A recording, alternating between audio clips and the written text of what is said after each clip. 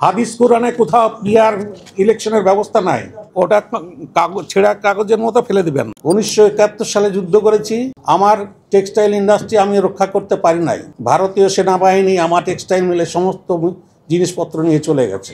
কুষ্টিয়ার মোহিনী মিল নাম করা ছিল, সেই মোহিনী মিলের সমস্ত জিনিসপত্র ভারতীয় সেনাবাহিনী নিয়ে গেছে।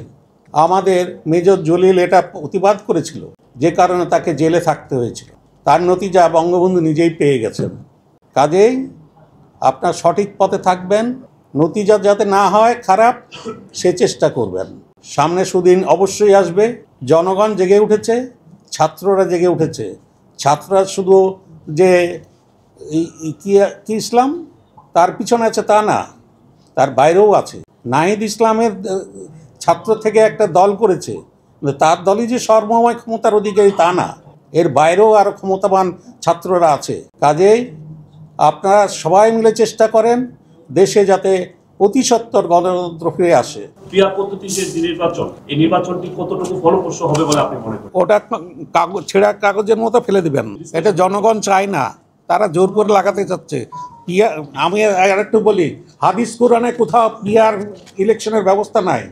তা আপনি যদি হাদিস কোরআনই মানেন, আপনি যদি ধর্মই মানেন, আপনি যদি জামাতই করেন, আপনি যদি ইসলাম ধর্ম মানেন, তাহলে পিয়ার মানতে পারেন না।